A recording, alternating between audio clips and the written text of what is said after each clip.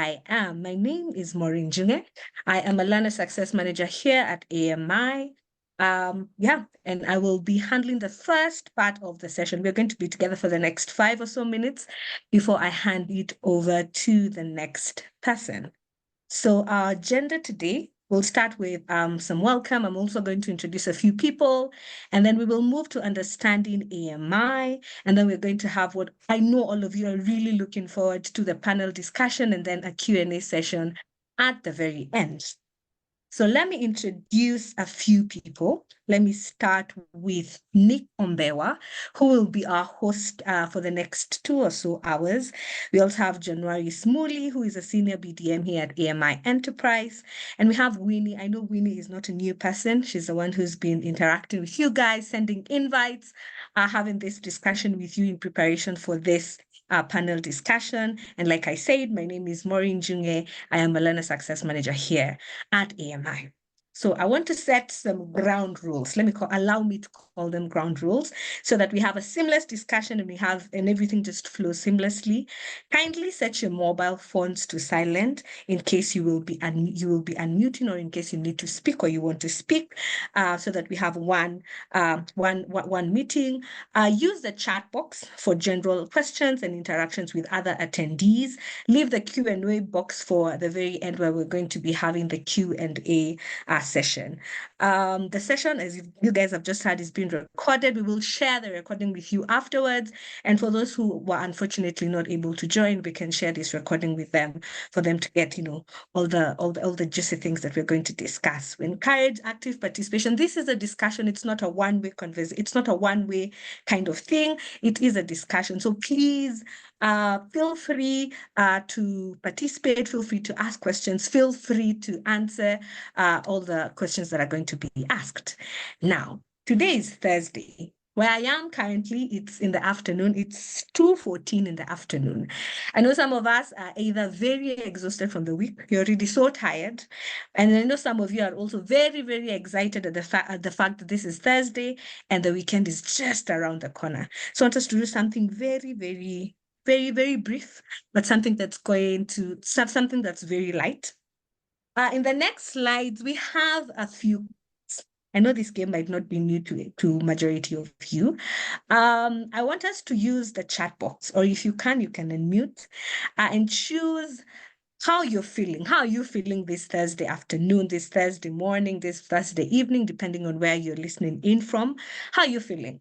And then I'm going to sample just a few people to tell us more about why they chose the cat emoji that they chose. Let me give you about 30, 40 seconds. Just look through 1 to 10, whichever you're feeling. This is a free space. So please feel free to pick whatever cat emoji that represents how you're currently feeling. I can see they've started. 5. Okay. 5 seems to be winning. So as people are responding, let me just sample a few. Let me start with the first person to answer was Kulmi. 5. Kulmi, do you want to unmute and tell us what 5 represents? I'm not sure whether this looks like what we call it, evil face. I don't know. Tell us, do you mind telling us how you're feeling, or what this cat represents in terms of how you're feeling this afternoon? Hi, good afternoon, everyone. Can you hear me? Yes, we can.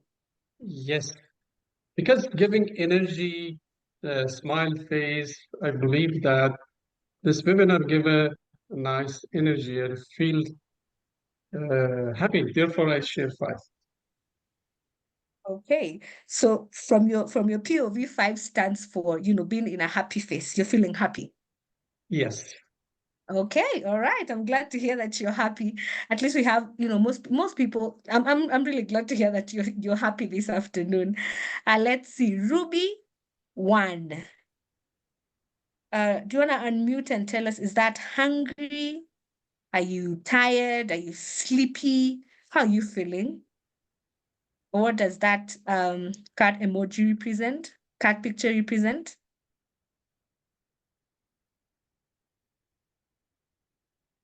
Ruby, are you able to unmute? Okay. Hi, Let's see. afternoon.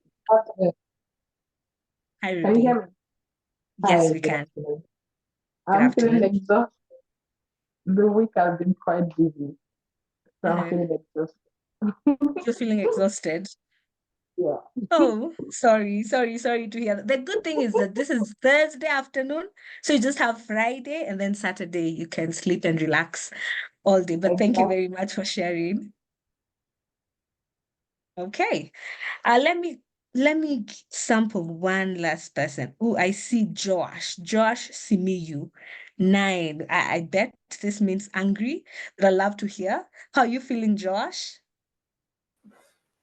Hey, hello everyone. Uh, Hi. it is almost Friday. Mhm. The feeling of Friday and being Valentine, it is just, wow. Just, Oh,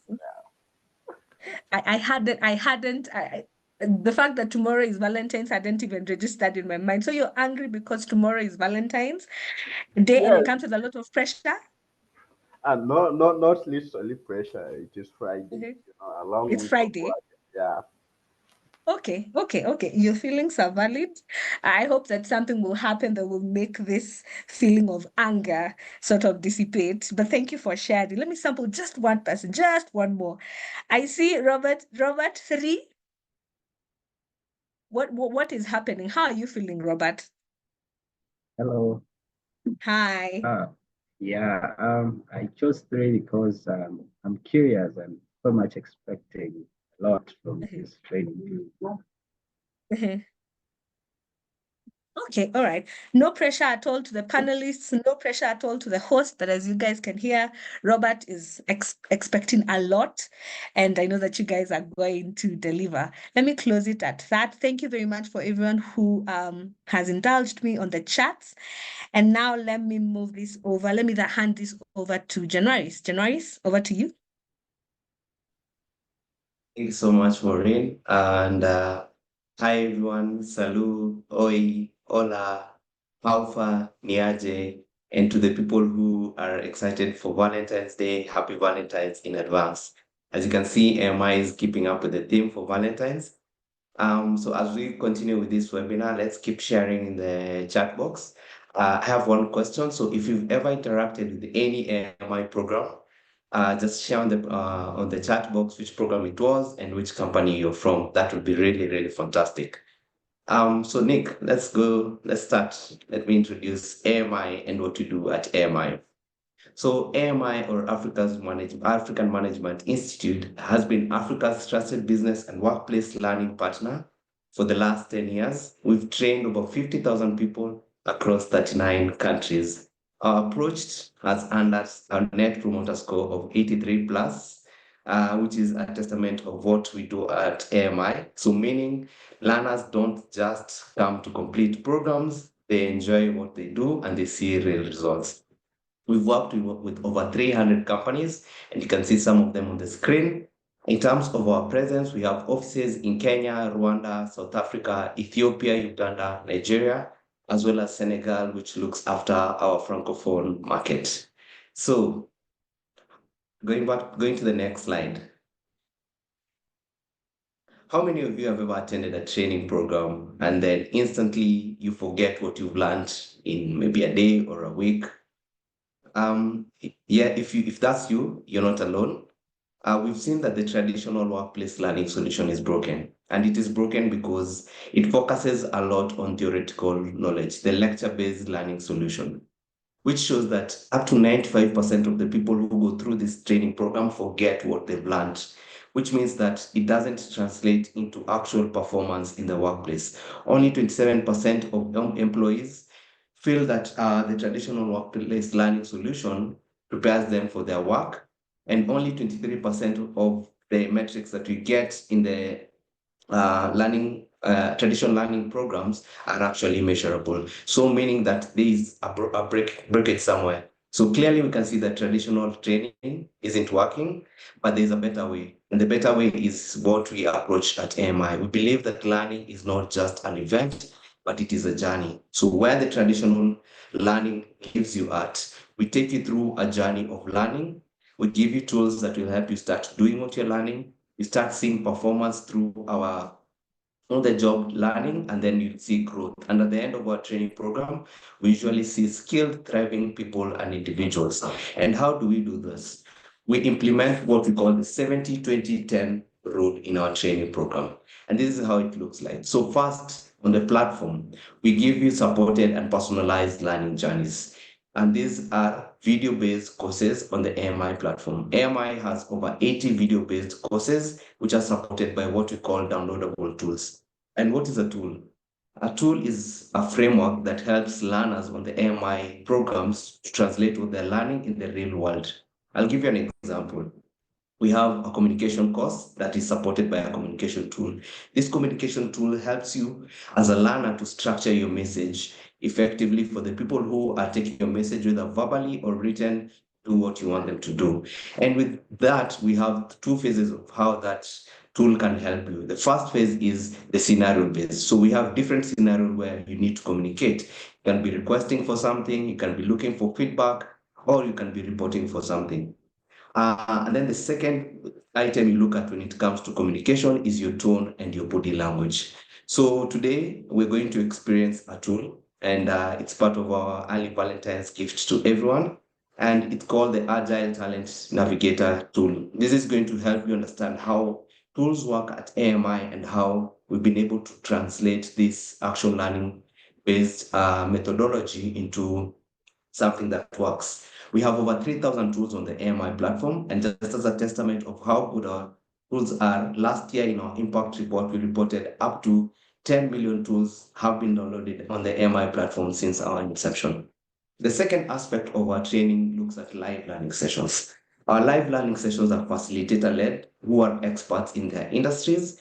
We call them learning labs at AMI. And the reason why we call them learning labs is because we want all our learners to get their hands dirty. So you're not just coming to listen to someone in your class. You're going to have peer-to-peer learning, you'll have role-playing, and you'll also be giving scenarios in breakout rooms to help you practice what you're learning in a safe environment before you can be able to transition it into the workplace. And this brings in the last aspect, which is the action-based learning. This is how do you have real-world application and use the learnings that you're getting in the actual workplace. So we have change challenge projects, action learning projects, and because learning doesn't happen in a silo at AMI, we also employ what we call accountability partners. So this is either your manager or someone senior in your organization who can help you go through the training program.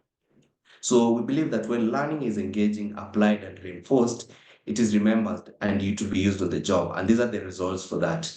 We're seeing that a lot of the learning that people go through at AMI is retained. Up to 97% of the information, because of our methodology, is retained and can be applied in the workplace, meaning that we're seeing more people reporting improvement in performance based on their key performance metrics at their organizations. And for any CEO in the room, we're seeing that a lot of CEOs are reporting an increase in revenue because of the improvement in performance of individuals in the workplace. And this is the problem we're trying to solve today. We get that managing in the energy sector is very difficult. Leading teams in this sector has unique challenges. The first thing we're seeing reported by some of the companies we work with is high team turnover.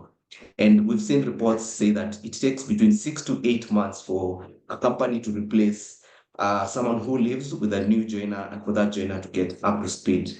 The second problem we're seeing is people struggle between balancing of operations, leadership, and motivating your teams to be performing well.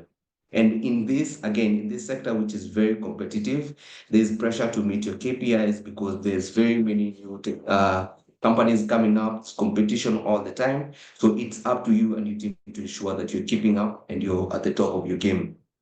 And the final thing is that if you don't have strong management, you lack better leadership. If this really sounds familiar to you, I can assure you that you're not alone and you have seen this problem in the market. And that's why AMI has designed a managers program that has been helping leaders in the energy sector to be able to navigate the challenges. It's a 4 to 6 months program that is blended. We can offer it either in-house or as an open cohort. This program has 3 phases. So the first phase, we look at how do you empower your people. So as a manager, you learn how to motivate your team to ensure that you're meeting project deadlines, you deal with challenges. It's a sector that has very many operational risks and regulatory hurdles in the off-grid energy sector. So you ensure that you learn how to deal with challenges that come up. And then the final thing is understanding how to coach and retain top talent in the sector. It's not just a theoretical learning program. We employ what we call the Change Challenge project, and at the end of the program, we want to people get an AMI certificate. And the results is this: over the last 4 years, where we've done this program, we've trained over 600 managers. Most CEOs are saying that they're seeing improvement in key company performance metrics. For HRs, they're saying that people are getting a sense of belonging in the organization, meaning that they retain more talent and people are more motivated to actually do their work. For managers who go through our training, they're saying there's improvement of sales and revenue collection. As a manager, they become better at managing their teams and leading cross-functional projects. And also they learn key skills that are required in your leadership, including negotiation, communication, problem solving, and critical thinking. So we've seen some testimonials from different organizations. So for example, Jared from Ob Energy was really struggling with communication and delegation before the program. And now he's looking at his role as a more strategic role. He's more confident when it comes to delegation and communication, which is also seen by his manager. And for someone like, next slide, Nick, someone like Neema, who's HR at Solar Sisters, she was able to see more sense of belonging in the organization. Managers have improved communication, and Evelyn from Annual Energy was able to have more self-awareness for herself as she went through the program. So as I come to an end, I want to see maybe on the chat box if you might share some of the leadership challenges, and we can talk more about this during the panel discussion that you're facing as an individual in your workplace, and how do you want this to be solved. The second thing is we know that training matters at AMI, and training for us, we believe, should be action-based. I said we've trained over 600 managers in this program, and if you want to be a part of this program and if you want to learn more, my colleague Winnie at some point will be sharing information on how you can sign up to talk to an expert from our team and understand the program further. So I'll pass it back to Nick to take us through the next phase. Thank you. Thank you very much, Januaris, for such a good run through about who AMI is, what we do, and how best we do what we get to do. So good afternoon, people. Again, my name is Nick Ombewa with AMI, and glad to welcome you here as the host for this particular webinar titled How Talent Leaders and Executives Can Build Agile Teams to Drive Africa's Clean Energy Goals. And I know there's a lot of excitement in the air, particularly based on what we have been able to prepare for you. And without much ado, I'd like to quickly be able to introduce our panelists for this session. We'll get to hear who they are, what they do, and how they can be able to share some of their experiences, whether challenges or successes with us. And I'm sure out of it all, there are nuggets that you'll be able to pick up as an individual, one at a time. So without much ado, allow me to quickly just be able to introduce them, and then we'll be able to invite them to be able to engage with us. First and foremost, allow me to welcome and invite officially Olaedo Osoko, who currently is an advisor at Willink Group, and I can see hands or claps of appreciation coming in right there for Olaedo. We can do a better job where all of us can just quickly, using our emotions there, to quickly get to, be able to acknowledge and appreciate our panelists. Next, also, thank you for keeping it going. Let's not tire. We want to really make this meaningful and engaging, and we want our panelists also to feel highly welcome in this particular session. Next, I'd also like to introduce as our panelist, John Frederick Van Zulen, who's currently the Chief Executive Officer at Africa Solar Industry Association. So you can clearly see we indeed have been able to prepare a very formidable panelist who definitely are going to engage with us, and I can see the appreciations coming in, and I quickly love that. Without much ado, I'm not going to keep you waiting any longer. I will begin by calling up Olaedo to, just quickly first, Ola, begin by just a quick introduction about yourself so that participants can get to know who you are, where you've been, what you've done, what are some of your experiences before I get to also give John an equal opportunity and then just dive quick into the questions that we have prepared for you today. So Ola, if you're good to go, you could unmute and probably even just, put on your video so those guys can get to see you as well. Thank you, Nick, and thank you, everyone. My camera is on. Can you not see me? Just checking to confirm. Can you see me? All right. Yes. Fantastic. Okay. There we go. Perfect. Hello, everybody. Thank you for the warm welcome virtually. My name is Ola, and I will start with the fun stuff first. So I started my career as a lawyer, working on commercial transactions and private equity deals. But to be honest, I tried to forget that part of my career, along with all the Latin that I memorized along the way. I really made a transition in 2017. And since then, for the last 8 years, I've worked in the renewable space in different capacities. So first starting in legal, but then moving to business development, and then spending most of my career in that space, scaling a commercial and industrial solar player from Nigeria to 5 other countries. And I think beyond just scaling, the part of my experience that's relevant for today is that a key part of my job as a manager and also as CEO was to make sure that we were attracting the right talent. And that was all well and good, but beyond attracting the right talent, we had to make sure that we were retaining them to further scale the business. So that's basically my background, law first, but then working in different capacities in the energy space. And now, as Nick mentioned, I basically spend my time advising companies that are looking to expand in West Africa.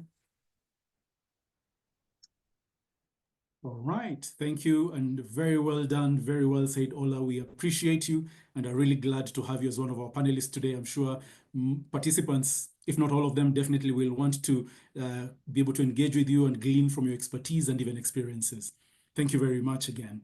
Let me right now invite John also to just quickly give us a brief introduction about himself, and then we shall quickly get into the question and answer moment. But John, for now, over to you. Thank you very much, Nick. Very, very pleased to be with you today. On my side, regarding the background, well, I'm slightly approaching the 20 years of work experience. By the way, thank you very much for this gentle pictures, because that one dates back from a few years ago. In the meantime, I have a lot more gray hair. My very early days, I did a very short stint in IT consulting with SAP, but really that was not my thing. I was already very much attracted to the solar industry, and so I've made my way through literally forcing the door of one of the new companies back in the days in Belgium. I've had a chance to work in the US a little bit, and as well in the Middle East. Then the last 10 years were really focusing exclusively on Africa, because this is where I think that solar energy can have the biggest impact. And I'm not using the word impact lightly, so it really means something to me. At first, I was always working in other companies, mostly in business development and sales roles.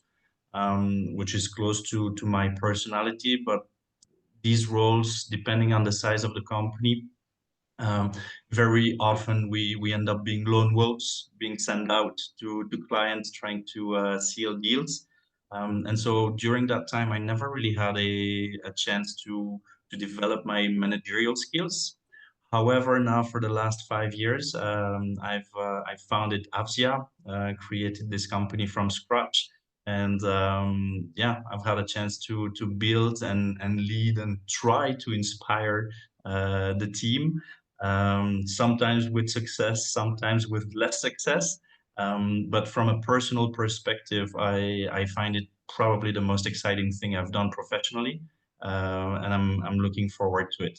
Next to this, I also have another company in a completely different business in cheese making here in Rwanda, where I also have a team of close to 20 people with a completely different background. And this is the reason I'm mentioning it.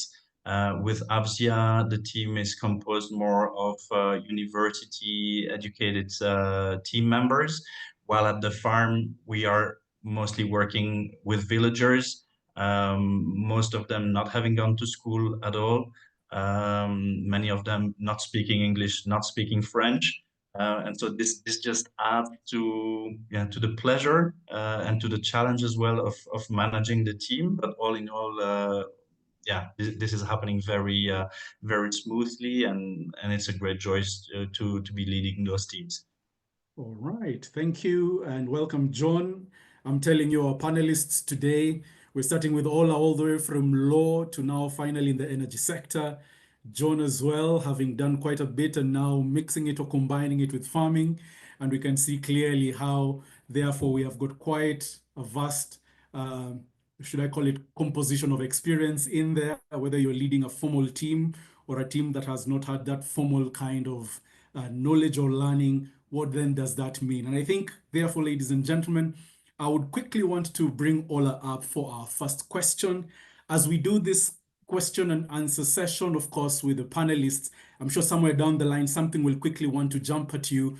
And I want to let you know we're going to have an open question and answer session where you can direct any of your questions to any of the panelists before us today. So feel free that when that time comes, don't hold anything back. I just pray that time will be accommodating for each and every one of us, if not all of us, well, if maybe most of us, to be able to, engage our panelists through a question and answer. But I also do believe that from whatever lessons they'll be able to share with us through their experiences, whether good or challenging, that you could find something good for you that you could pick up, hopefully, that when you go back to your own organization, you will be able to implement.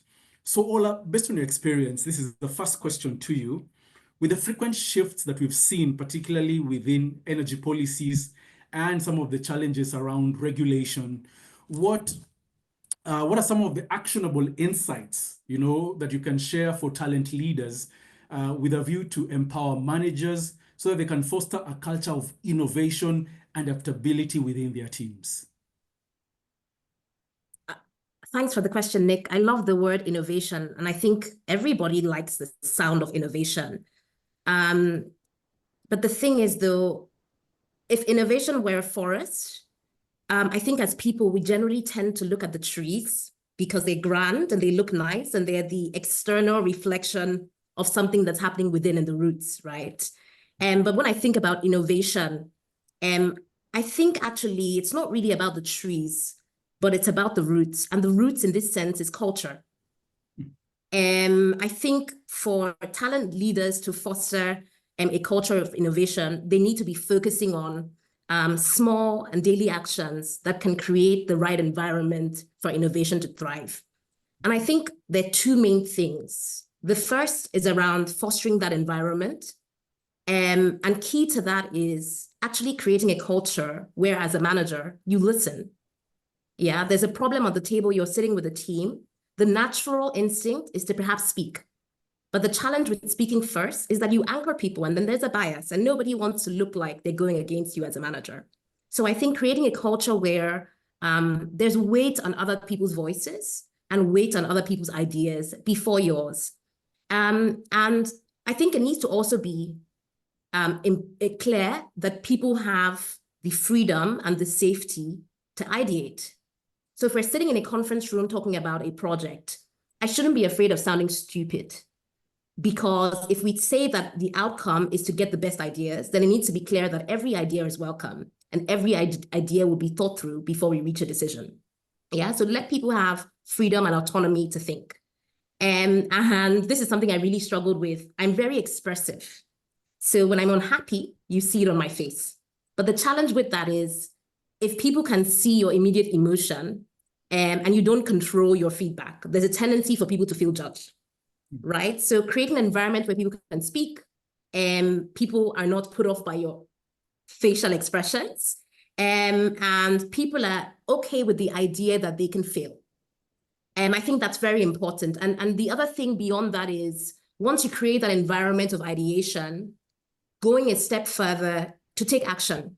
When people give ideas, it's not enough to just listen to them. It needs to be clear that if I come up with an idea as a member of your team, you're actually going to listen and execute.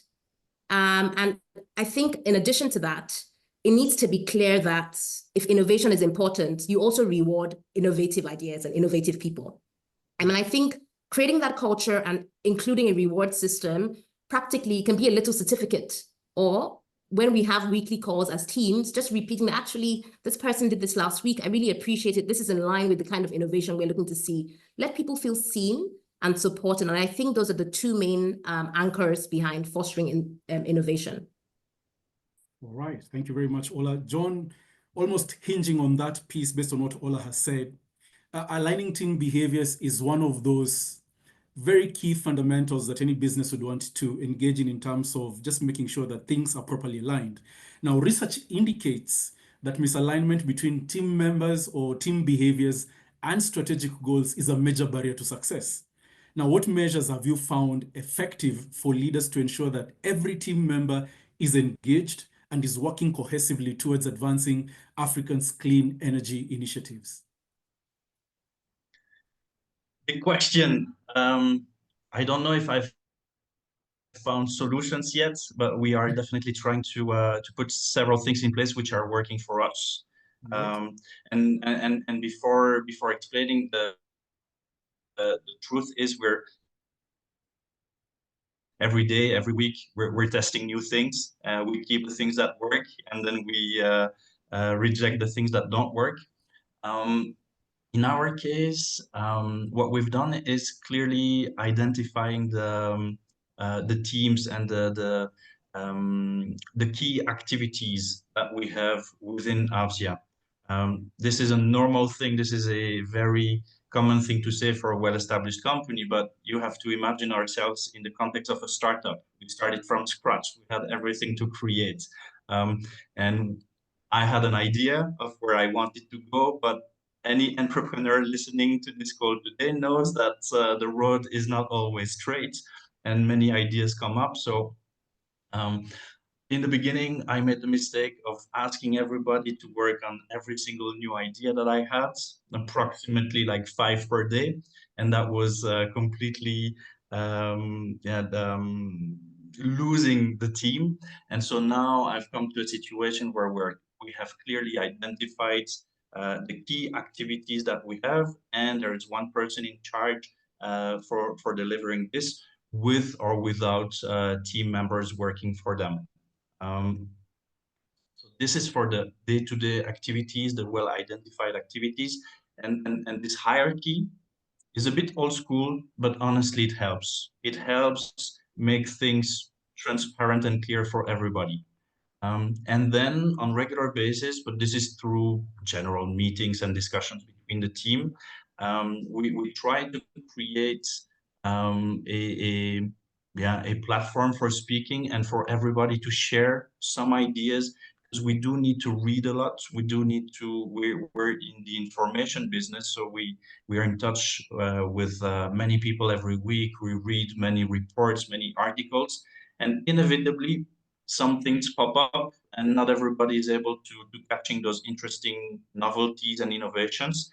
And so this weekly platform is really a chance not to list all the things that we've done, but to share some of the new ideas that one of us has come across. And sometimes it leads to a good idea for one of the other teams, and then we start working on it. We start testing if it's positive for us. And this is really how we try to do things. All right, John, I see what you're saying, how that easily builds into innovation, which Ola talked about earlier. You also talked about, yes, sometimes based on what you used to do initially, you found that you're losing the team quite a bit. Now, Ola, I'm preparing you for this because losing can also happen, particularly in this market, because it's still a growing market. And everybody's definitely looking for greener pastures. And therefore, as we're having new organizations coming up to leverage on Africans' clean energy possibilities and opportunities, retention can be a very big job in such a competitive market. So my question to you is, retention clearly is a significant challenge in the clean energy sector, like we've seen also with many other sectors. Now, what strategies can leaders employ to not only attract, but also retain top talent? And this is to be done to ensure that teams remain motivated and aligned with the broader vision for sustainable energy? Thanks, Nick. People are going to leave. It's part of life. And I actually I liked when people in the industry would come and try to poach people, poach my team members, because to me, it was an indication that I was doing something right as a manager of people. But when I think about how do we create a culture where people are energized, where people want to contribute their energy to building the company, I think there are three main things that I've seen or I've learned. The first is around empowerment. The second is around understanding motivation, what really makes people tick, what really makes people run. And the third is around empathy. So let me start with empowerment. I found that people stay where they feel like they have control. So even if they're not the manager, if they feel like within the scope of their deliverables, they can create something, there's a greater sense of ownership and there's a greater sense of commitment. And there I really learned to step back and allow people own things, right? Of course, if you're dealing with people who are just new in their career, you have to, of course, create a framework. But I think it's a different kind of dynamic if you're telling your team members that I want to partner with you to create this, as opposed to on Monday, on Tuesday, on Wednesday, give me this, right? So empower people to take control of their roles and of their careers. I mentioned micromanagement because I think it's really, really a big killer of ambition and motivation in teams.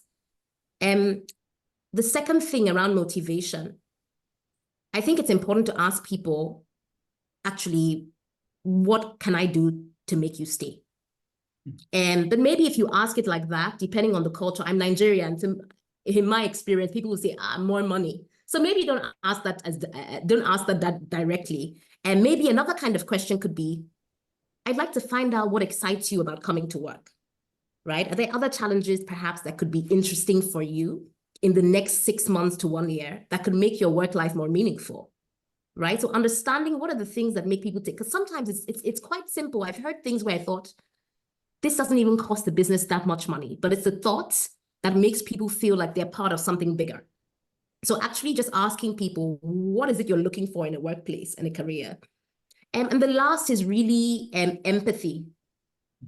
People want to feel seen and they want to feel cared for. It's a basic human inclination. And I think for me, one thing that I found important was really for every single person that reported directly to me, having a personal development plan. Now, of course, I want you to thrive within the context of the company to meet the company's objectives. But I think as a manager of people, it's also important beyond the immediate objectives to get them to a position where you're co-creating their career with them. And that's such a privilege to be a manager. So, I mean, they will always feel like you don't have enough time. There are always other conflicts, other priorities, there's their clients to meet, etc. But frankly, it's just to routinely schedule these calls. I had a monthly call with everyone. Yeah, and it doesn't even have to be long, but practically, there was a one-pager sheet where I asked everyone to outline, what exactly do you want from your career in the next 5 years? Broad theme. If you think about your role now specifically, what are the 5 main strengths that you can build to get to where you want to be in 5 years in your current role? And what are the gaps? And this then forms the basis of tracking progress and actually partnering for their growth together.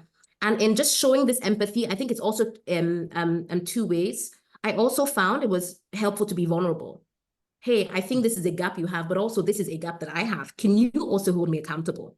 Yeah, so empowerment, understanding, and empathy, I think are really important. I think it's not just about perks or pay, but it's really about creating an environment where people feel seen and valued and challenged as well. Very well said, Ola. I think that was a powerful close to that particular question, but I also loved the way you began by saying people are going to leave anyway. And so, John, in a growing industry that really, really requires a lot of technical expertise, many organizations, it has come to our attention, struggle with the shortage of technical expertise in the renewable energy space. What are some of the practical strategies can talent leaders and business executives use to empower their teams, which is one of those things that Ola has talked about, but also ensure that they build agile and future-ready teams? What are some of these you could share with us? Yeah, it's very true in our industry. I mean, there's been a few pockets of talent stress lately in specific markets where suddenly the industry heats up. For example, in South Africa, 2-3 years ago, because of the load shedding, suddenly everybody wanted to install solar, and there was a shortage of staff.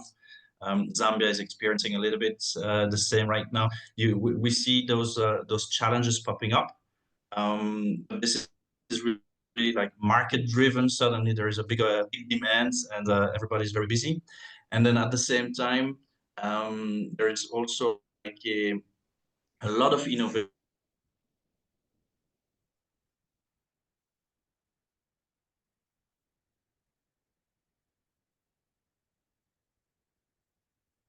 I seem to have lost John Incredible there. level of innovation taking place, which requires professionals and technicians particularly to always stay updated on the latest innovations, on the latest technology, on the latest solutions to actually deliver value to their clients. There's different ways. Companies can send their staff to trainings, but it's costly and time consuming. Most of the time I'm talking about physical trainings, you know, the 1 week long hands-on training. They don't happen everywhere, so you need to travel, there's a travel cost, there's all this time opportunity not working on a project. But getting hands-on experience, especially on the technical side, can be really valuable. But that is not the only thing. Nowadays, I mean, look at us. Now we are sharing a little bit about our experience, but there's a almost unlimited number of technical webinars and people sharing their expertise in videos on demand, material that people can follow. There is no shortage of this. So if you are looking for some information, if you are looking to increase your knowledge, definitely this knowledge is available somewhere. Now, this is where it becomes tricky. You cannot count, I believe, as a team leader, you cannot count exclusively on the goodwill and the proactiveness of your team member to go and educate themselves on their time off. Once they're done with paying their bills, shopping for groceries and taking care of the kids, on top of this in their evenings to go and educate themselves.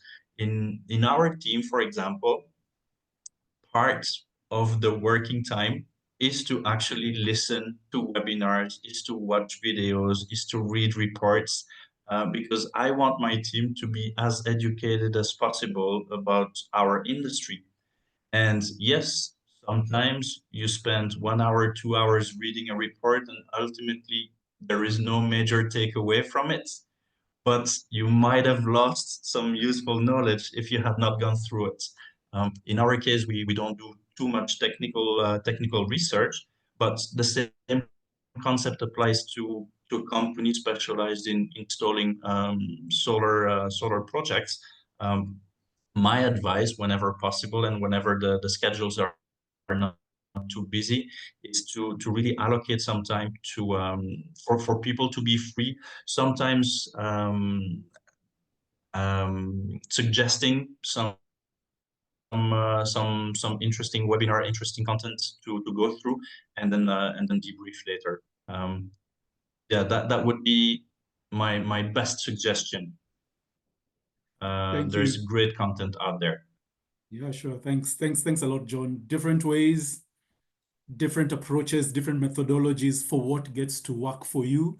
In English, they say, whatever floats your boat, look for that which would be meaningful. And I think for us here at MI, when you're talking about the Empowering Managers program, it's one of those through a training initiative that we actually leverage on to help you build capability or upscale your teams or your managers or leaders within your organization.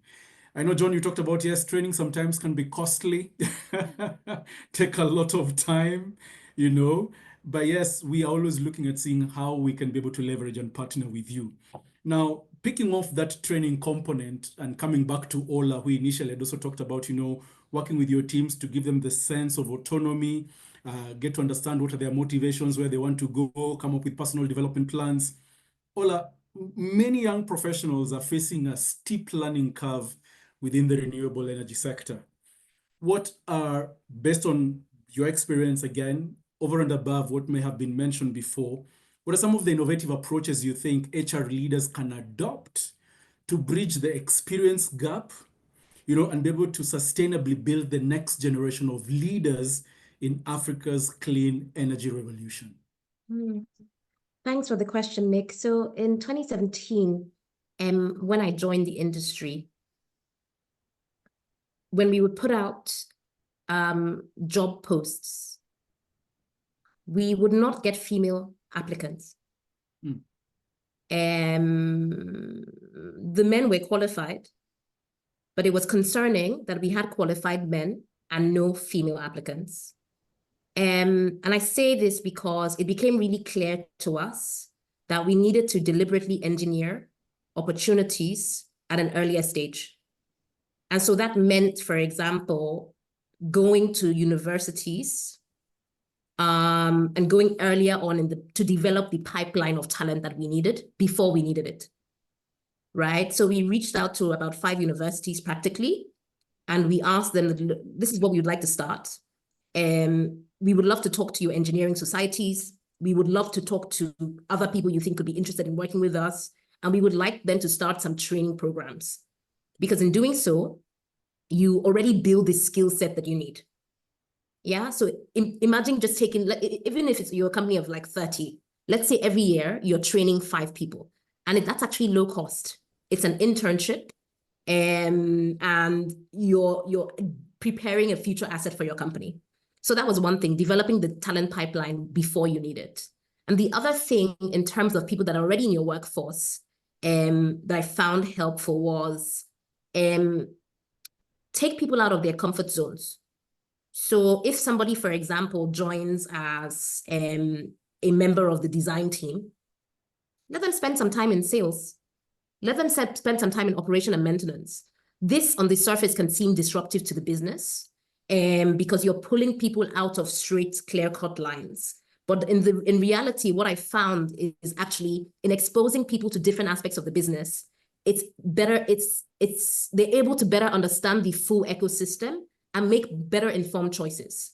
So the way you would design a system, if you sat in a conversation with a client around operation and maintenance, is different than if you're just at your desk using PVSys. So I found that disruption and shaking things up a bit, a very, very low-hanging fruit, but effective way to sort of bridge the experience gap. So it's those 2 main things, disrupting people from their comfort zones, and then going earlier stage to build the pipeline that you need for the future. All right. Well said, Ola. Nick, I'd like to add something to this because this is a very important topic for me. Yes. Which I am sometimes exposed to when talking with many solar companies across Africa. I mean, to me, when you mention knowledge gap, it's mostly focused at young professionals. Okay, it's the discrepancy between the expectation of the manager hiring somebody young and not so expensive, but at the same time being capable of already delivering as if they have 5 years experience. To me, there shouldn't be any such knowledge gap, or not the way it is perceived, because and this is not a new industry anymore. So anybody is capable of going on internet and educate themselves about the industry. And me personally, when I have a new a candidate coming for an interview, I honestly don't really care about their business skills, but I care about how excited they are about the industry, and if they can tell me something that they've read about the industry, just to show that they're interested in the industry. And that's the minimum requirement for me. You cannot expect me to train you on everything. You need to show your goodwill as a candidate. But on my side, then my responsibility is to give you time and opportunities, just like Ola explained, through giving exposure through various activities in the business, for you to learn the business. I mean, this is a give and take story. I think the managers are very often a bit too demanding, and they want a fresh graduate to be cheap and already knowledgeable, just like somebody who's got 5 or 10 years experience.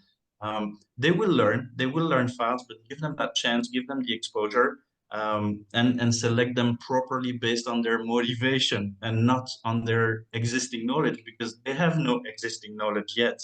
I couldn't agree more, John. One of my best hires was a lady who worked in a telco manufacturer. She had no experience in renewables. She had no energy experience at all. But it's this thing you mentioned about the willingness to learn, and the motivation to go beyond. And that's something that you can't really put a price to. Anybody can learn, yeah? But not everybody is motivated, and you can't fake motivation. So I think I agree with you about putting a premium on that. And the rest over time, you will learn. Well done, well said. For a moment there, I think it was just good for me to hear how the panelists are jumping in to support and be able to add on additional information based on a question that was initially asked. And I think we're moving on very well. Ladies and gentlemen, I probably want to spend a little bit more time giving you the space and the opportunity also to, get to ask some of the questions that you have, and that time is almost coming in. So I hope that very soon, shortly, yes, you'll be able to share that with us, and our panelists will be here on standby to be able to answer your questions or your concerns. John, let me therefore then bring you in on this, and it's almost like a final one for you at this point. Yes, we have seen industry challenges, particularly in terms of closing gaps on skills, where there's been that push between more technical skills, but now soft skills are coming in. Ola has brought in this space where, yes, more often than not, we see this being such a male-dominated kind of an industry. And yes, there's the need also now for the gender gap also to be closed, and taking very deliberate actions to get that done.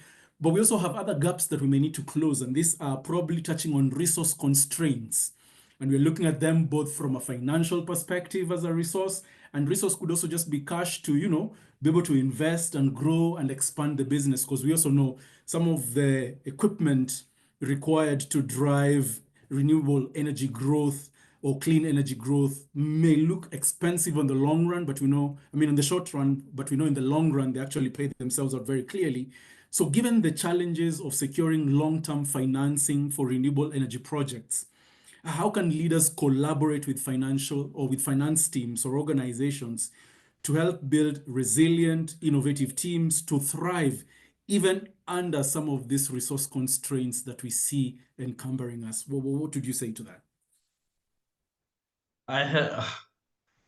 Thanks for the question. I have a strong opinion about this, because in my position at Avsia, at least 2 or 3 times per week, we get a request from a solar company somewhere across Africa reaching out, explaining that they have great projects, great clients, and that they're looking for financing. And I get a similar number of requests from financing companies reaching out to me to say, John, we've got this money available and we're looking for good projects and good companies to invest in. And so there is no shortage of good companies and good projects. There is no shortage of money. But what I witness in my middleman position is that this conversation doesn't seem to be taking place. And I spent some time trying to understand why, because I've really seen amazing things done by installers in Africa. Also because we have to be creative here and we have to find solutions more so than in maybe more mature markets. And I mean, every week when you open the newspaper, there is a new announcement of billions and billions of dollars being committed to solar in Africa. So apparently there is money available. Well, what I've come to conclude is that there is a gap in investment readiness, or you can call it financial literacy, among many solar companies in Africa. There is a certain number of business leaders who are business educated, went to business school, were taught how to build a financial model, were taught how to draft a pitch deck, things like this. But there's also many people out there who don't know much about this world, and sometimes even they're scared. They have preconceptions about that side of the business, while they shouldn't have. I feel personally that solar companies in Africa should maybe invest a bit more time in getting their knowledge up to speed on what are the basic essential elements to engage in a constructive discussion with the financing world. Knowing the vocabulary, building their network, a lot of the investment is happening based on a good project, but also based on trust. Who am I giving that money to? There is no shortage of money. This is sure. There is appetite for more international investments in many different types of projects across Africa. But it is the project developers, the EPC companies that need to get themselves a bit more on par with the international expectations of that particular side of the business. And one possible good way of doing it, but again, it requires a little bit of investment, is to actually work at first with a financial advisor, just to see that things are not that complicated after all. And by working with that partner, you get to learn a lot and you get better for the next round of you looking for funding. Wow, well said, John. So for anybody on call today, that's some nugget for you to clutch on. And I'm sure for the position that John currently holds as the Chief Executive Officer for Africa Solar Industry Association, right there, you can be able to, later on be able to contact him for even further guidance and direction. I want to acknowledge Wamboi. Thank you very much for putting your comment on chat, which was ideally supporting what Ola had shared earlier about having people spend time across different functions, that this not only helps them to understand the specific challenges each team faces, but it also fosters a greater sense of collaboration and empathy. And Wamboi, the reason why I'm reading your comment is because this actually captures the essence of the question that I finally want to ask Ola, because Ola looks like is more into understanding the people dynamics and how to engage. So Ola, success in the energy sector depends on seamless coordination between the technical teams and the non-technical teams. We all understand a chain can only be as its strongest or weakest link, actually. And what happens on the front end, where we get to see a lot of that technical expertise on display, there's also a lot that happens on the back end, which we don't always see, that makes what we see on the front end possible. What methods do you recommend, based on your experience, for team leaders to help improve their interdepartmental collaboration or synergy to ensure that everyone understands and contributes to the organization's or company's clean energy goals? Ola, over to you. Thanks, Nick. And sorry, I dropped off, but I think I got the gist of your question around enabling seamless coordination.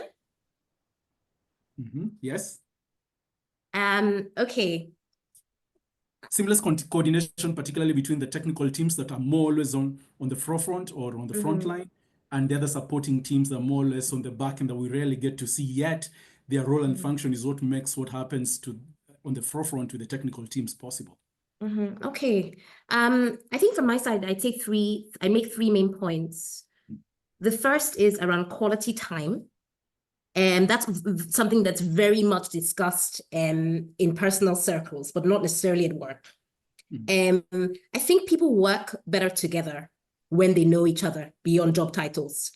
So as a manager, I think it's important to create informal opportunities for interaction, whether it's team retreats, broader problem-solving sessions that cut across roles and functions, or even just shared lunches.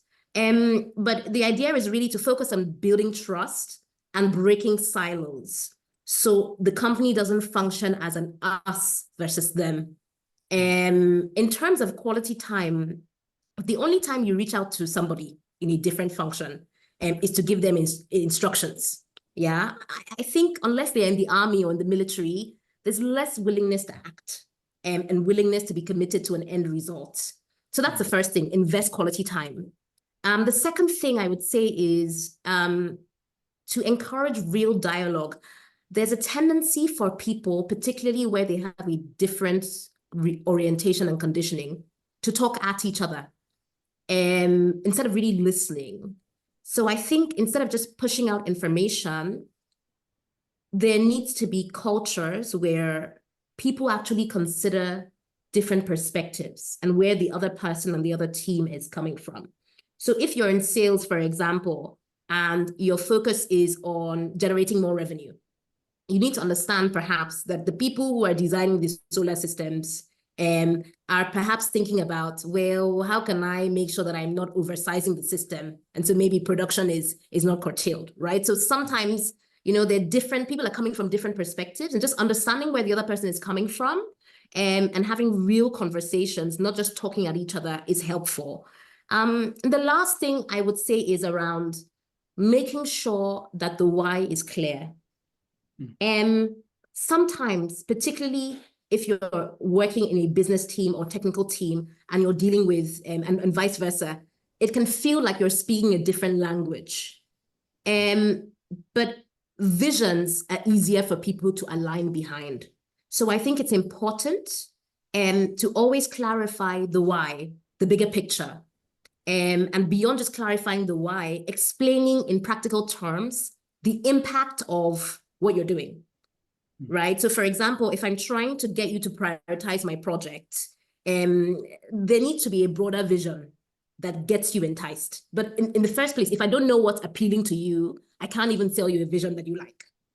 So just basically getting people along, getting people to be co-creators and co-partners. And to do that properly, unless you're working in the military, people need to understand why. So 3 things: invest quality time, and encourage real dialogue, and explain the why and the vision. Well done. Well said, Ola. Making sure they know the why, or that the why is clear, reminds me of the title of a book by Simon Sinek, Start with Why. Because when people understand the why, then the what and the how becomes possible, and very quickly. So thank you very much, both Ola and John and team. I'm sure from where you're sitting or watching us from, or even listening, you do appreciate the kind of contributions that our panelists have been able to bring to us, and you could go there and give them that big online round of appreciation or applause. I can see Tendai also was very appreciative of John's contribution about connecting to those financial resources. Kulmi as well was able to say, thank you, John, very useful information. And I'm seeing those appreciation and acknowledgements of what's coming through very quickly. Good people, this is the moment that I'd propose that, yes, it's now all up to you. And how we want to do this is, you have any question, any concern that or any challenge that you're personally facing at this point in time as a leader, as an organization lead, or probably even with your teams as a manager, I'd like you to put your question right now, right there on the chat box. And I'd like to, bring Ola again and John to be able to answer as many of them as they can. If you want to direct it specifically to any of our panelists, please go ahead. I'm trying to see within the time limit we have that I try and get and accommodate as many of your questions as possible. If you also don't have a question and you just want to say, hey, thank you guys, that was a good one, please go ahead. I can see for those who can be able to raise their hands, like Josh Simiu is doing, I could give you the opportunity to unmute and go ahead and do that. So Josh, having caught my attention there by raising your hand, if your mic is on, kindly go ahead, unmute. Let's get to hear your question to any of our panelists today. Thank you very much, Nick, for giving me the opportunity to ask my questions. I think it is kind of complicated to type in the Q&A. I think my question, whoever will pick it up to answer, I am fine. I'm not directing it to specific person. But it is kind of hard for maybe the managers building the teams and all that, I have been very careful with the conversation all along. There is something maybe I do identify as missionaries and mercenaries of the company. And with the young generation, as Ola maybe mentioned, maybe they are trying to give them their knowledge, the knowledge at the young stage, maybe when these maybe youths are still in college or whatever, before maybe they integrate in the system or in the company. Mostly we are struggling with finding missionaries. In this case, maybe I can put it. Missionaries are these guys who believe in maybe the company's vision, long-term vision. They are there like whatever, even if there is no money included or there is no what included, they believe in it. They believe in the vision and what the company wants to achieve maybe in the next 100 years.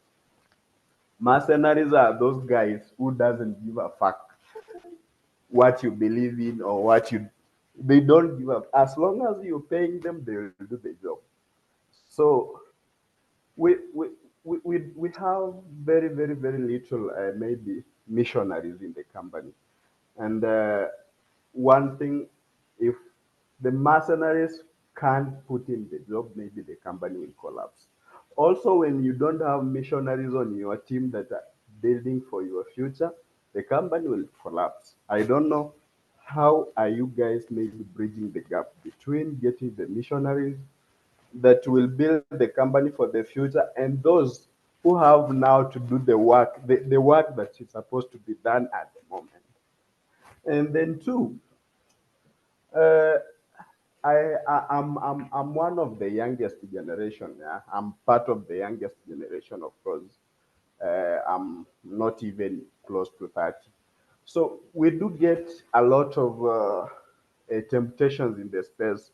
I know John, I have had that chance of maybe interacting with you physically during the Kogla and during the After Awards here in Nairobi. But I know you don't know me, but it is good that I have to remind you that we do find a lot of problems when it comes to maybe sticking with the company you're working with.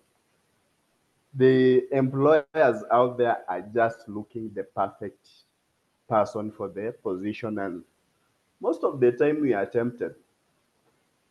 Somebody comes to you with a very, very lucrative offer.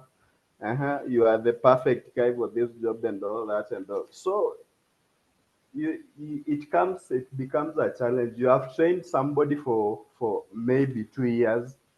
Now he or she is in your company for a certain period of time, is exposed, is going out for these conferences and all that, and you end up losing him to other high bidders, so, and the problem is you can only find missionaries at the earliest stages of the company developing.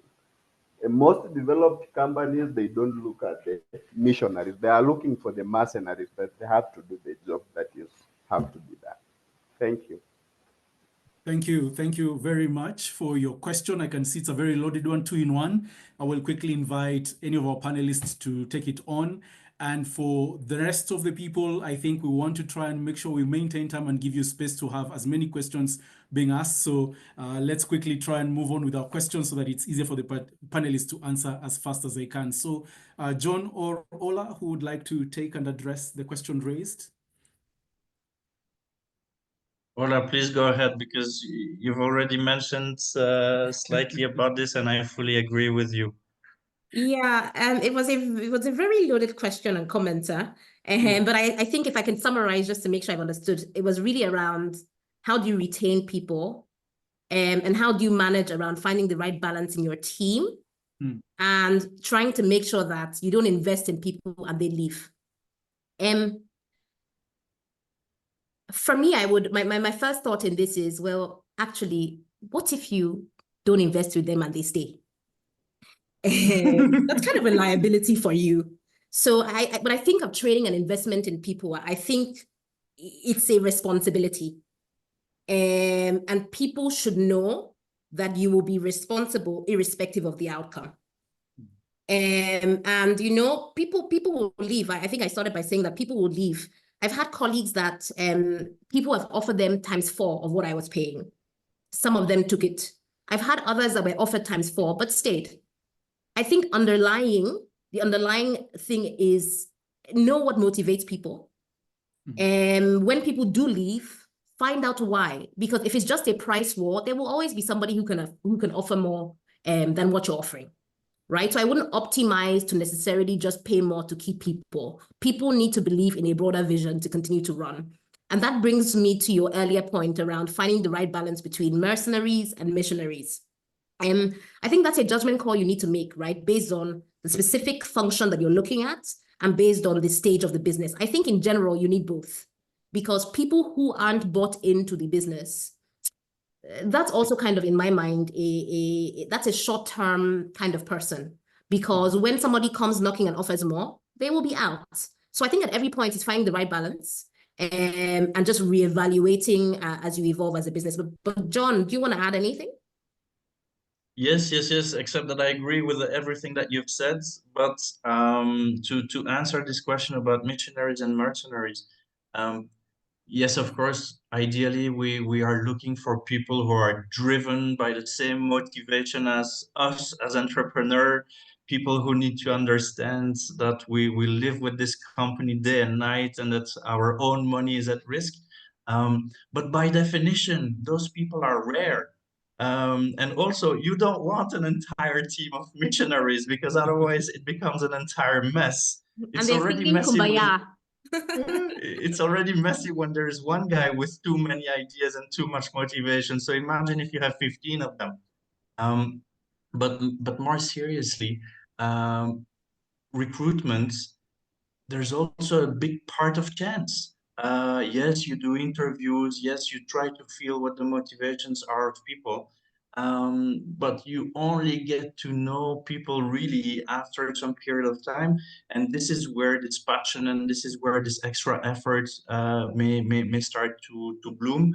And so, yeah, continue searching. It sounds like, unfortunately, you haven't been able to find that hidden gem yet, but continue searching. As far as I'm concerned, I can tell you they exist because I have some of them in my teams, and I'm really, really lucky.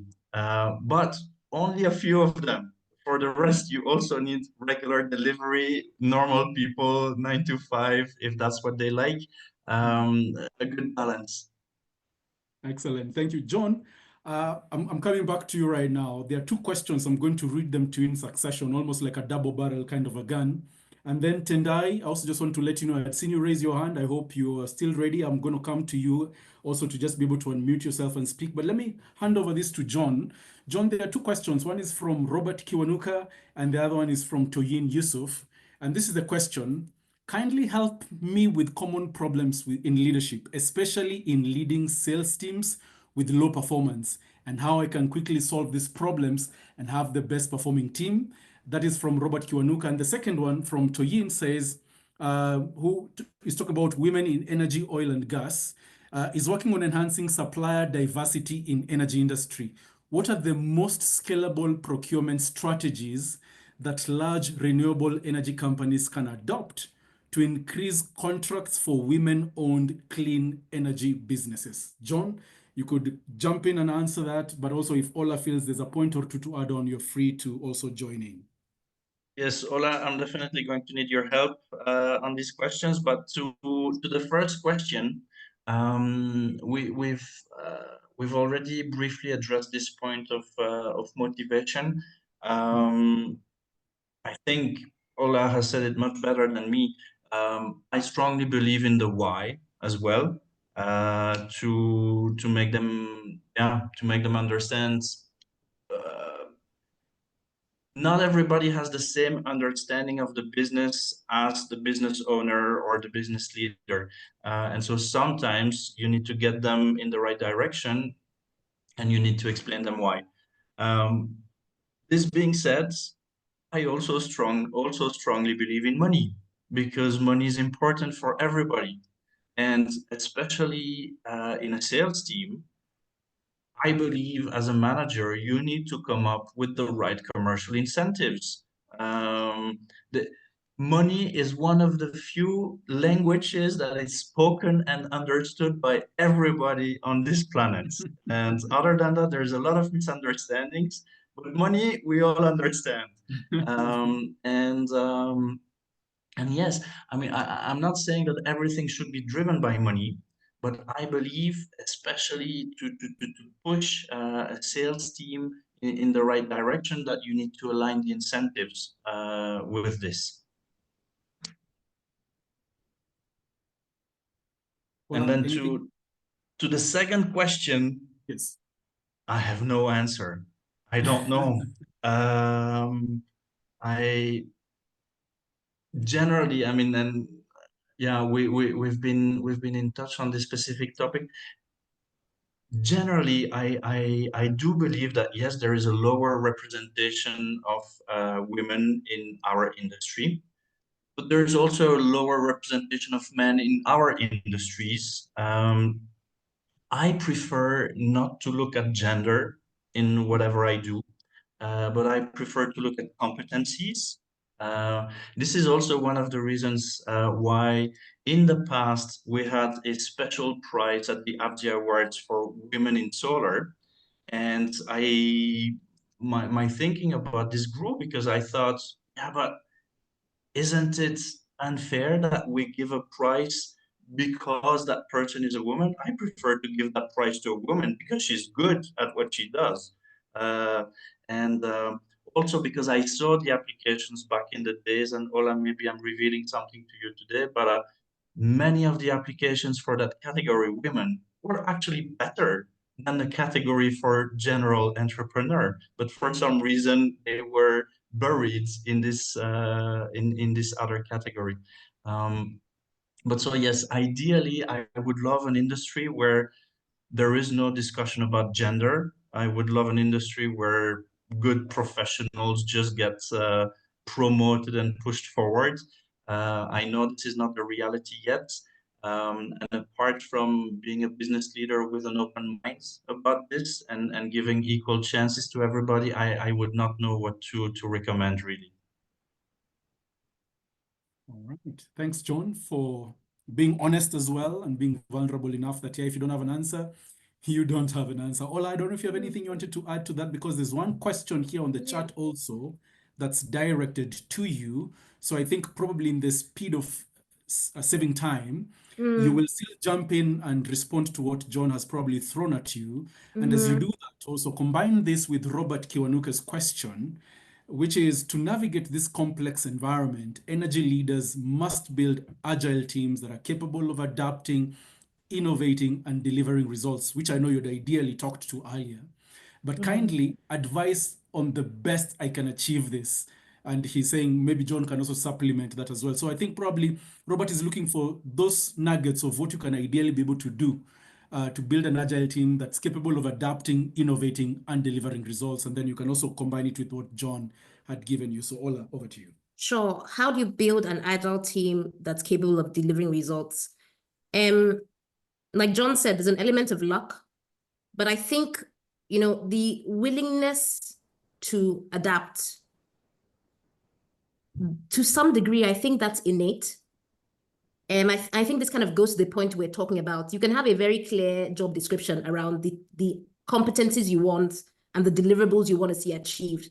But I would place a strong emphasis on the softer skills in this regard, because it's only if you have grit and tenacity and motivation that you are able to be agile. And that's not something I think that you can easily teach. So I would focus on making sure that you have the right quality of people. And if your focus is on agility, then perhaps the focus is rather on you have to find the right balance, because you need people that are technically competent, right? But some people are technically competent, but at the first sight of a challenge that's something new, they break, right? So I think it's finding the right balance of technical competencies, but also the innate strength and grit and motivation. That's the first thing. The second thing is on the supply chain. How can you get more diverse supply chains? If you're looking at it from the gender lens, and I personally believe in quotas, because we're not in an ideal world, and I've seen that unless you incentivize people to do certain things, they don't do them. So if you're in an environment that has said, look, we want to diversify the supply chain and there's a quota, a couple of things. First of all, when we speak about, women not being present in the energy sector, I think when you're looking at procurement, it's actually even worse. So if you're a buyer, you also need to be willing to build the pipeline and make it easier for the kind of people you're trying to attract. What does that mean?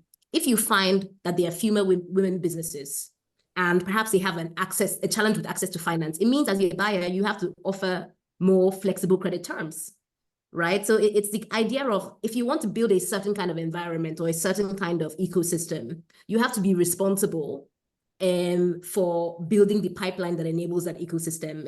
It's not ideal, and it's not for everybody. But if this is something that's important for you, you need to roll up your sleeves and be part of the solution. That's what I'd say about it. All right. Thank you very much, Ola, for coming in to support and even build up on John's earlier comment to that question. Tendai, your hand had been up. I'd like to give you the opportunity now. If you have the possibility to unmute your mic, please go ahead and ask your question.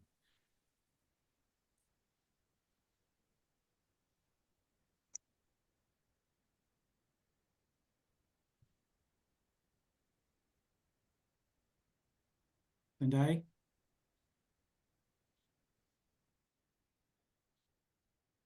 Okay, I don't seem to have any update on Tendai there. Maybe if you can hear me and you're not able to unmute or speak on the mic, you could put your question on the chat. It's just that I'd seen your hand raised at some point, and I can see a chat coming in, but that's from Toyin saying thank you to Ola and John for that contribution. There's a question that has also come in from Robert again, and it's to both Ola and John. And he's actually saying, this is my last question. So Robert, yes. So to accelerate sales in the commercial and industrial solar department, it's essential to adopt a strategic approach that leverages technology, targets the right markets, and addresses common challenges. Kindly advise on how to accelerate sales in this space and what could be the right target markets for solar solutions, especially the B2C markets. Ola, go for it. I was going to say, people pay me to answer this question, so like I can send you my invoice and then we can talk. Go ahead, Ola. Sorry, I'm reading. Kindly, how to accelerate sales in the C&I business? What could be the right target markets for solar? I guess there's no one size fits all, right? The first question is like to look within. What is your competitive advantage, and what exactly are you offering that nobody else is, or what are you looking to offer? Because depending on the market you're looking at, there are many different players. So I think it's quite hard to answer this question without first understanding what are you doing, what makes you different, and sort of how are you structured. So it's really hard for me to answer this, but I would think about your value proposition, your competitive advantage, your team, and perhaps where you're already starting off now. But happy to chat more about this offline, because it's a hard question to answer without having more information. All right, and so Me, that essentially means. Yes, I would like John? to add something to this. Please do. Because I've also had a previous life trying to develop some CNI projects. I believe that many people forget that CNI business is highly based on trust. The customers are business owners who have the responsibility of making sure that their business keeps running. They're not solar specialists. They do get the overall idea of the benefit they can get from solar, but what they do want is that nothing bad happens with their project as soon as they get it installed. So of course you need to be technically savvy, you need to have good equipment as an installer, you need to come up with a solid financial proposition to make it financially attractive to your customer. But also, that client of yours needs to be sure that if something goes wrong, he will be able to count on you and fix the problem. Because having a problem with that installation can disrupt his business, and that is much worse than saving 10, 20, or 30% on some kilowatt hours thanks to solar. CNI, in most of the cases, it's a proximity business. People need to trust you. They need to know that you're close to them. They need to know that you've already installed at some of their friends or colleagues or business partners. They need to be able to be confident that it's going to be smooth sailing with you. And that's a psychological aspect of CNI projects and CNI sales. I think it's often underestimated. Everybody goes for the lowest price per kilowatt hour, but business leaders, the clients, they have other things in their minds as well when they are making their decisions. Absolutely. All right. There's one more question that has come in from Toyin Yusuf. It's still, again, touching a little bit on that gender conversation, but nonetheless, what policies or incentives can governments and private investors introduce to accelerate workforce development and women's participation in clean energy services? I can shoot for this. Take it away, Ola. Take it away. Again, I'd say quotas, because it forces people to look for the right people to train and to hire. I would also reference sort of conditionality and condition precedents. So practically, that means if there's a pool of funds available, you make it a condition that to access these funds, you need to demonstrate X, Y, Z. This, for example, is one way that local participation has developed in oil and gas, right? Because in many countries, and particularly in West Africa, there was a law that says, look, for you to, if you're going to issue any bid in the oil and gas industry, you need to make sure that a certain number of local companies are involved, right? And then you started to see more local companies emerging in the ecosystem. So I think quotas, and I think conditionality around financing and regulation. All right. Thank you for that. John, anything you want to add in there? And maybe as you do Yeah, that, well, just in I've case... been at AVSIA, we've been in the very early days, we've been the lucky beneficiary of literally one female employment program by USAID at that time. And yeah, it's been a great experience for us because it gave me access to some staff members that I would otherwise not have been able to onboard and give a chance to. It's been an incredibly successful story, by the way. So many of them are still in the team nowadays, and I'm very happy that they're still with AVSIA today. And such programs do exist from time to time. The only thing that I dislike about those programs is that they appear and then sometimes they disappear even quickly, depending on budgets, depending on mandates. And so if somebody could come up with something a bit sustainable, a bit more than just 6 months or 12 months, that would probably have a longer lasting impact. Mm. Very well said. Sustainability is key if impact is to be seen. Thank you very much, John. I'm now finally going to give our panelists, now that I don't see any more questions coming in, probably that means a lot had already been shared earlier, and therefore all is working well. Ola, I'll begin with you. Just one final word of nugget that you can be able to give to our listening participants, regardless of wherever they're joining or listening to us today, just so that, yes, you can say this is for you, that they can take home with them. What would that be? I think give people real ownership. The energy transition is too big and too urgent and too complex for you to be a micromanaging manager, So empower your teams to take bold action and equip them and step out of their ways. Thank you very much for joining. Thank you. Thank you very much, Ola, for coming over, accepting the invitation and being gracious enough again to participate and answer all the questions from our participants. John, what would be your takeaway nugget for our participants today? It's very much along the lines of what Ola just said. I think the best thing you can do to attract good staff and to keep them in your team is to give them exposure. Try them out. Okay, there's the job to be done, but push them towards learning this new thing, and then evaluate. It will not always be successful, but you might be able to find, if you're lucky, you might be able to find something new, beneficial to you as a company leader and inspirational for the individual.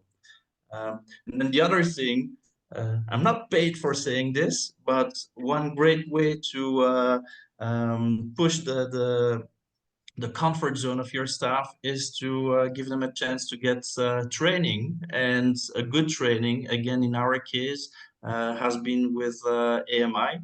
It's been really transformational for several of our team members, and so I warmly invite everybody listening to seriously consider it, because I've seen tangible results within my team, and so I hope that many other people can benefit from it. Well, you know what they say, for those of us who probably are pretty religious, that someone is coming to an end when the person who's leading it says it's coming to an end 7 times. And so where initially I'd actually thought and said, hey guys, give me your final nuggets. I think it would be not very good of me to probably just quickly bring 3 questions that I've seen that have come. One is from Josh and one is from Umo. And I wouldn't want us to close without giving them an opportunity. And I know we have some minutes to buy into this. So guys, sorry, it may look like we are winding up. I think this is my 6th time now saying we're winding. So this is the last one. So hang in there. Actually, the first one from Josh is going to you, Ola. Who wants to find out or talk about mindset change and from a very limited view of what they are compensated, where individuals are compensated in matters regarding passion or solution driven of these young men and women in academia sector. I don't know if that has come out clear based on the way I'm reading it here, where Josh is saying, in addition, I would like Ola to talk about mindset change from a limited view of what they are compensated to, either passion or solution driven, of these young men and women in academia sector. Well, I don't know if you get it correctly. I'm sorry, but I don't understand the question. Looks like it's not clear. Josh, I don't know if you're still here, and if you're able to probably unmute, could you kindly provide some clarity to this question, because it's not coming out very clearly, so that Ola can do it justice before we wrap this up. Ola can try. Can try to give it justice. Thank you all. I think maybe I was giving you too much credit. It's okay. The ever gracious Ola. Josh, if you can provide clarity to your question. If you can't unmute, you could type again. Maybe we could get it clearly. As you're doing that, let's do the last 2 by Umo, who's again thanking you, Ola and John. You spoke about refraining from micromanagement. But reducing micromanagement makes my team free to be able to approach me and be relaxed on their job, not being afraid as being abused. How can I manage that? And I think tying it to that, yes, I think it was just that one question, but typed twice from Umo. Again, either John or Ola could take that up. Okay, since I said I can start. I think, Go ahead. First, I think it's important to be clear on expectations. So this is what I expect from you every week or every day. Now, if expectations are clear, you can then, for example, put it on the people you are working with to update you and to pull you in to contribute if they require you. Let me give you a practical example.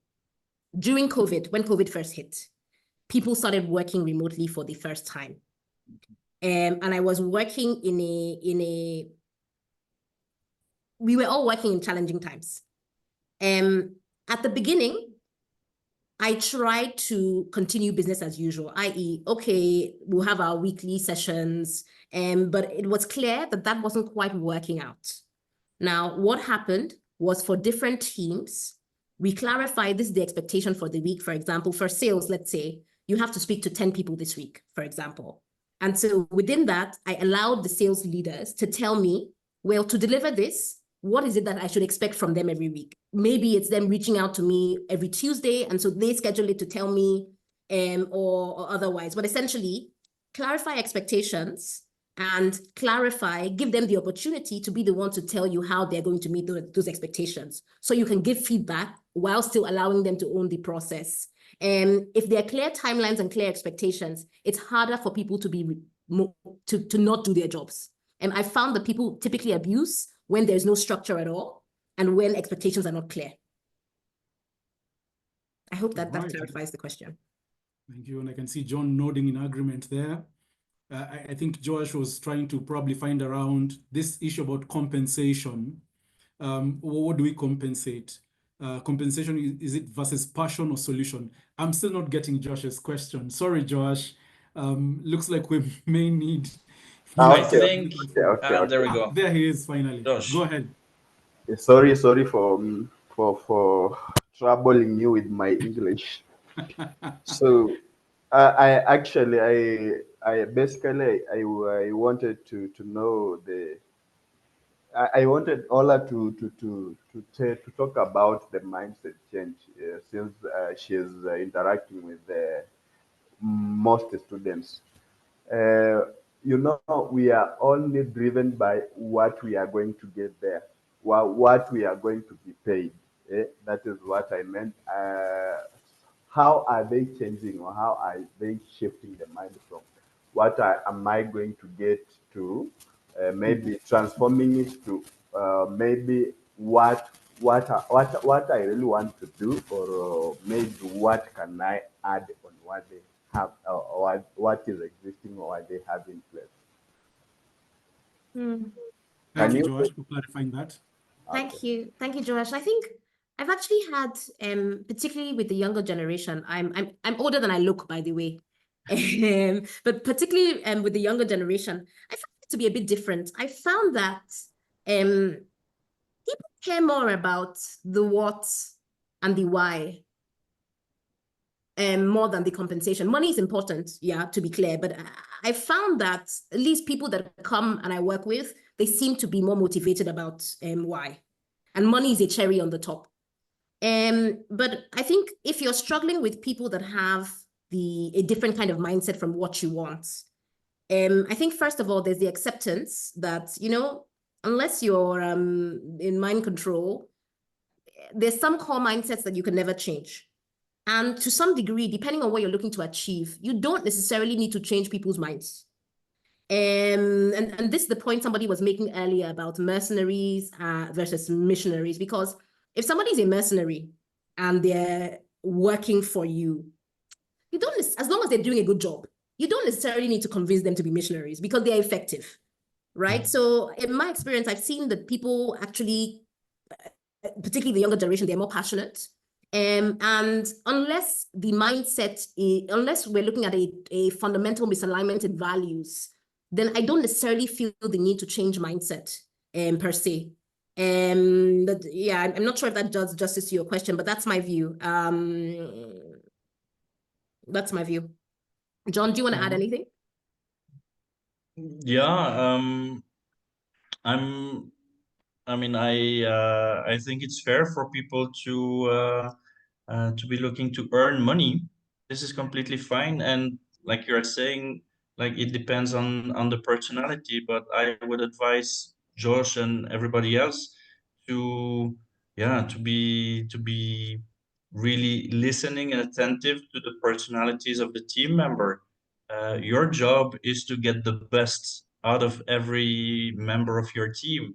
If you see that somebody is more interested and appeal to money, and give them some incentives or some tasks that are directly related to this. Mm. You can even tell them, look, if you come up with a solution to help cost our expenses on this and that front, you'll get a share of this. Or if you help me to open a new business line, then yes, you'll have this kind of commission.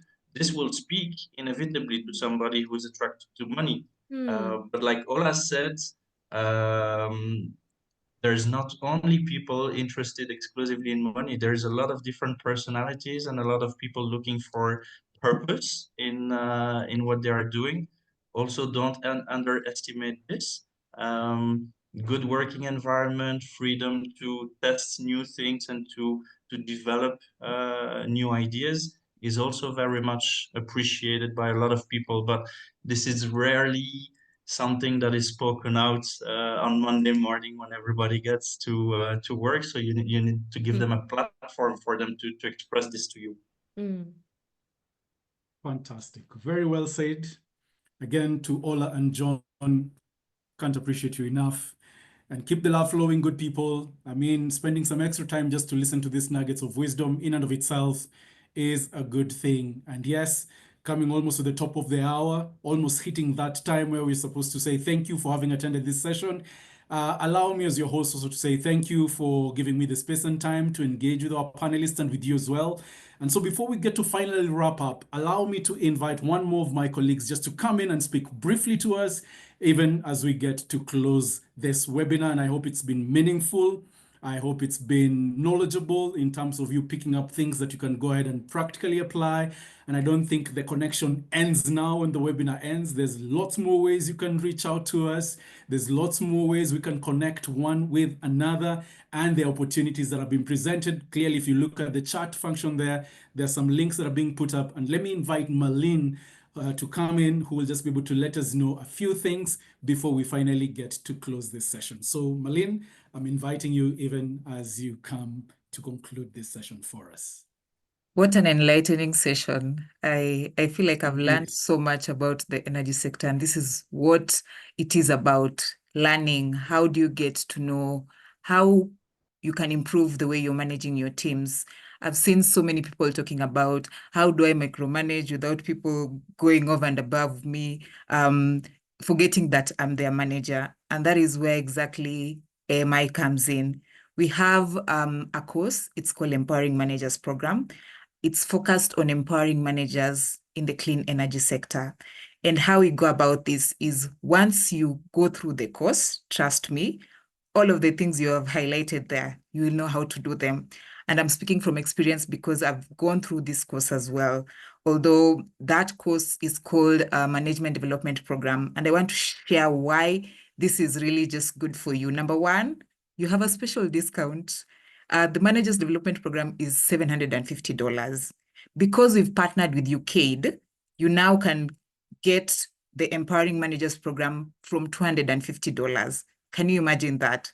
And just the wealth of information that is in there, it's good enough to be good at what you're doing, the technical skills, that's good enough. You also, and I'm speaking from a point of, yes, I'm in marketing. I know how to do marketing. I know all those skills. But how does that translate into leading a team? There's so many things we assume we know, yet we do not know. So if you just want to learn more about what the Empowering Managers Program is about, maybe you're asking, Marlene, why am I again spending $250 on this thing? Let us have a conversation. Let us show you why this is important for you and your teams. And I remember someone just mentioned on the chat, most organizations focus on the now. They forget about the future. If you have people right now in your team and they do not know how to lead teams, what is that going to look like in the next 5 years or in the next 10 years if you're looking at your future? So my call to action is, please let us engage in a conversation. Let's figure out the problems you have. Let's see if we can work together just to ensure your managers become better leaders. The sales team that are struggling to sell, how do we do that? We'll show you how to motivate your teams. How do you influence your teams? There are courses, there are tools on how to do that. And the best bit is you get to network, a Pan-African network of people in the energy sector who you can ask questions. These questions you have, you can ask a facilitator and tell them, I have this team member who is doing ABCDE. They don't listen to me when I speak. What should I do? All those questions will be answered by an expert who has experience in management. So I think we've worked with so many people. January's talked about this, the likes of Ampersand. I've seen them in the room. Thank you so much for attending.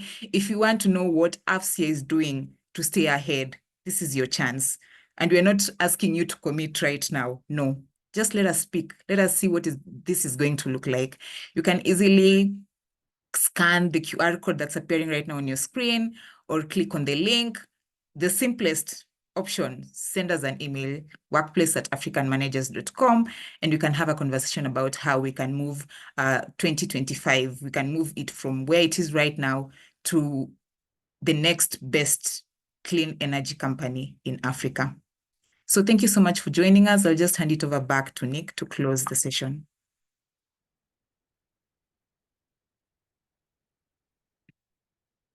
Sorry, thank you very much, Malin, for a very powerful call to action. Just so that this conversation does not end here, there's a way we'd always like to work and partner with you.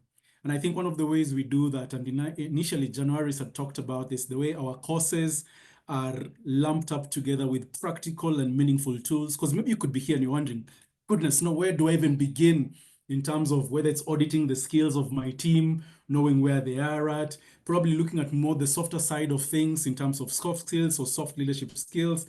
Which ones would you need to focus on? Well, we have come up with a tool that I'm going to share with you right now on screen just to show you how it looks like. But if you keep your eyes on the chat, the link will be made available where you can actually be able to access this tool to be able to just, get to see how best you could probably begin doing an audit of sorts for your team. And here it is, as I share with you on screen. So the tool is called the Agile Talent Navigator, and January had talked about it, and it gives you the ability to work together with your team or to work together with your managers to be able to identify those areas or challenges that you probably feel would need to be closed as gaps, and offering or bringing them out more as a learning kind of an opportunity. And you can get to see even question 1. It's all about talent and skills assessments. Do you really have the right expertise? And you have the ability to engage internally through some questions that you'll get to answer that helps you know what are the technical skills or competencies you have in your team, what are the soft skills you have, and they'll be able to identify for whatever is missing, then what do you need to do about that? So there are 7 questions in total, but very engaging that you can work with your team, in terms of about strategic talent alignment, because this was all about aligning your teams to do that. We're talking about talent retention and motivation. Ola had said people will go anyway. But currently, what are you doing to keep your best people? And that would be okay. I gather, yes, that this tool will be shared with you on email. And since we have all your emails, that would be a good way to keep in touch after this particular session. We're looking at question 4. Talking about how are you building adaptability and collaboration? Ola had touched on some of this. It's a good way for you to audit and find out what currently are we doing now, but what more from what was shared in this session can you also add in there? When you talk about where you are struggling in terms of accessibility on funds to growth, what are some of the strategies you have or you can put in place? And John being in here can be a very good resource, to be able to engage with you that way. And when you're looking at the last 2 questions around the tool, is succession planning. How do we then close gaps for those who leave, when they grow out of the organization or when they move to a higher ranking level within the business? How then do you do that? But how do we also make sure, from question 7, do we continue attracting top talent? Are you an employer brand that people would want to identify with, would want to come on board with, and help you deliver on your why? I'm telling you, such a very informative tool, and this will be shared with you just so that then you can be able to, engage with your teams, engage with the leadership teams to be able to navigate the conversations that this will be able to bring up. And we're on standby to be able to work with you, particularly on the scaling perspective based on what Malin has been able to share and talk to you on about. Well, good people, it's 1 minute past the hour. And we are those who, again, like to keep time. And we are grateful again for those who are able to join in right on top of the hour. And even for those who are able to join later on, I'm sure you didn't miss anything. Mine is to say thank you. Thank you so, so much. A round of applause and appreciation again to our panelists, to Ola and to John for making this session highly informative. And I can see the virtual appreciations coming up there. On my own behalf, again, I would like to give a big shout out to my team, Januaris, Malin, Maureen, and Winnie, who are equally able to give me support on the back end to make sure that this gets to work. And for me, to you as your host, saying you've been fantastic as a team, engaging and making sure that this learning session becomes highly, highly impactful and meaningful for all of us, that we get to walk out of here with something. And for those who have already put in their chat saying thank you for how this was such a meaningful engagement, again, a big thank you to you all. I want to wish you, for what is remaining this evening or your afternoon, or if you're already getting deeper into your evening, mine is to wish you all happy Valentine's again, one day in advance, and a good weekend ahead. And saying this is not the last that we'll get to meet. May we engage again in any of the other invites that we'll get to share with you. Looking forward to meeting you again soon. Thank you all. I wish you Godspeed in all endeavors. You may now free to leave at your own pleasure or pressure. I believe, Maureen, where you are, you could probably put in some jazz music just to make sure we leave this session in a musical kind of a way, the way we began. Thank you so, so much. God bless you all. Thank you.